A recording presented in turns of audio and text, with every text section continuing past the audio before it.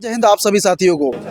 आज राष्ट्रीय वैश्य महासभा जो पिछले 20 जुलाई 2024 को चुनाव के माध्यम से राष्ट्रीय अध्यक्षिका प्रदेश अध्यक्ष का निर्वाचन हुआ था, उसके बाद यह पहली बैठक है और इस पहली बैठक में आज राष्ट्रीय स्तर के पदाधिकारियों का, प्रदेश पदाधिकारियों का और जिला अध्यक्षों का आज मनोनयन पत्र वितरण कार्यक्रम हम लोगों ने रखा था। सभी लोगों को मनोनयन पत्र देकर के सम्मानित किए हैं, इसलिए कि संगठन को हमें सरजमीन पर ले जाना है। हमारी आबादी बिहार में 22% है, 56 उपजातियाँ हैं, लेकिन सभी दलों में आज भी हम उपेक्षित महसूस कर रहे हैं। हमारे बहुत ऐसे उपजातियाँ हैं बिहार में वैश्य का, जो आज तक सदन का कोई चेहरा नहीं देखा, किसी भी सदन का मेंबर नहीं बना, तो हमें उस पर भी जोड़ने का प्रयास करना है, ताकि सामाजिक धारा जब मेरा मजबूत होगा तो राजनीतिक धारा भी मजबूत होगा। सर, फिर ये कहना है कि कमज़ोर क्यों पड़ता जा रहा है वैसे समाज, क्योंकि ये भी बताया जाता है कि देश के जो तेजस्वी बोले जाने वाले प्रधानमंत्री जी वो आपके ही समाज से आते हैं। देखिए, अब हमारे देश के प्रधानमंत्री हमारे समाज से आते हैं, लेकिन हमारे समाज के लिए नहीं आते हैं। दोनों दो शब्द हैं, हमारे समाज के लिए हैं, समाज से हैं, लेकिन समाज के लिए नहीं है।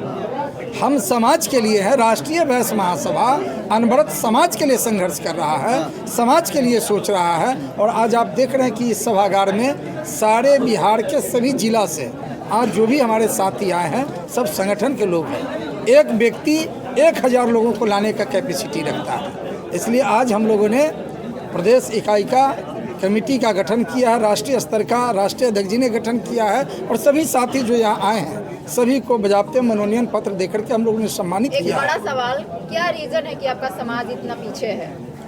सरकार आप लोगों को जरूर इस्तेमाल कर रही है, लेकिन जिस तरीके से आपने बताया कि सदन भी नहीं देखे हैं। दरअसल है क्या कि सरकार जिनका है पहले से कहीं ना कहीं हमारे समाज को गुमराह करके समझते थे कि ये गिरवी हमारा वोटर है और उसका इस्तेमाल करते रहे हैं।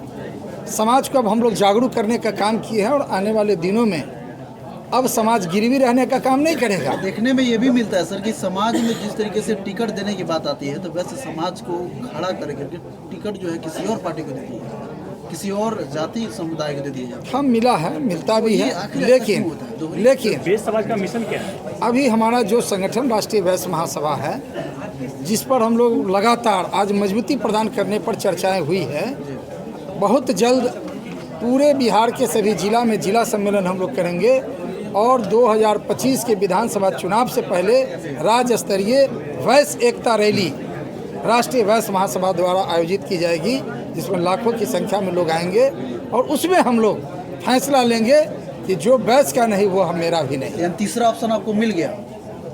क्या ऑप्शन? तीसरा ऑप्शन अभी कोई दल का ऑप्शन का सवाल कहाँ है? मैं कह रहा हूँ कि अभी सभी दलों में हमारा समाज उपेक्षित है। मोदी जी के हो जाने से हमारा समाज बहुत खुशहाल नहीं हो गया है। बिहार में अत्याचार हो रहा है, लूट हो रहा है, डकैतियाँ हो रही है, वैश्य और व्यवसायियों के साथ हत्याएं हो रही है। कौन देखने वाला है?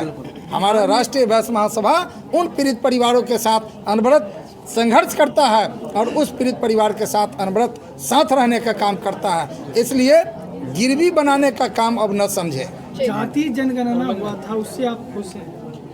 जातीय जनगणना जो हुआ, अब लगातार हम लोग मांग करते रहे इस नीतीश बाबू की सरकार में कि भिन्न भिन्न उपजातियों को आपने कोड अलग क्यों कर दिया।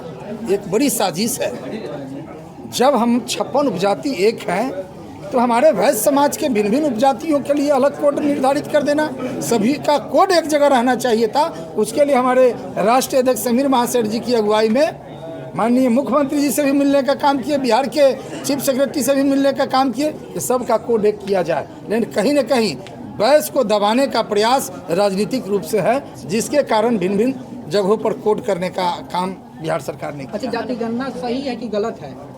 अब हमारा वैश्य समाज को जब अलग अलग कर दिया गया तभी से सांकेतिक रूप से आप समझ सकते हैं कि हमारे लोगों को तोड़ने का प्रयास किया गया, लेकिन हमारा समाज टूटने वाला नहीं है। सबको हम बताने का काम कर रहे हैं कि हमें एकजुट रहना है और हमें सामाजिक और राजनीतिक अधिकार के लिए संकल्पित रहना है। बहुत बहुत शुक्रिया सर, बहुत बहुत धन्यवाद।